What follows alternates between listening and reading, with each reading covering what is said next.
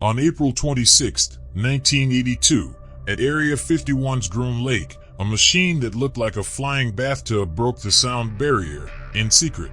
One prototype, zero public records. And for 17 years, the U.S. Air Force made sure nobody would ever hear the full story. Until now, this is the story of Tacit Blue. It's a story about an aircraft so ugly, engineers nicknamed it the Whale. About the handful of pilots cleared to fly it. And about the moment a single unstable prototype quietly rewrote the rules of modern warfare. Parts of this story were declassified only in 1996. Other parts? Still buried. Let me show you what really happened. The Cold War demanded invisibility. The Pentagon needed a battlefield surveillance platform that Soviet radar simply could not see. One that could loiter behind enemy lines undetected. The aircraft, Northrop's Tacit Blue, 55 feet long, powered by two Garrett ATF-3-6 turbofans. Curved, faceted surfaces designed not for aerodynamic grace, but for radar absorption.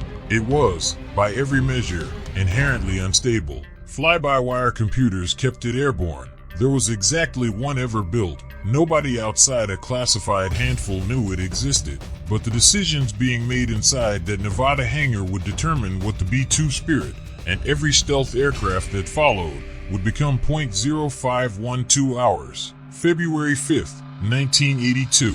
Tacit Blue rolled onto the Groom Lake runway for its first flight. Pilot Richard Thomas at the controls. Outside temperature, 28 degrees Fahrenheit. Visibility, clear. For the first 7 minutes, everything tracked nominal. Then, at 0519, the fly-by-wire system flagged an oscillation in the pitch axis. Radio traffic, that moment, getting some buffet on climb out. Holding altitude. She wants to wander. Thomas held it, coaxed it, landed safely. But the engineers knew this aircraft was a knife balanced on its tip. 53 test flights would follow over the next 3 years, each one a negotiation between man and machine.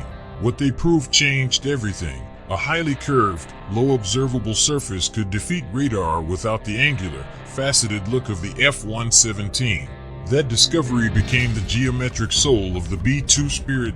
No casualties, no crashes, but the secrecy had its own cost. The official record, Tacit Blue, never existed. The aircraft was mothballed in 1985, transferred silently to the National Museum of the USAF in Dayton, still classified, displayed in a back warehouse, unseen, for over a decade.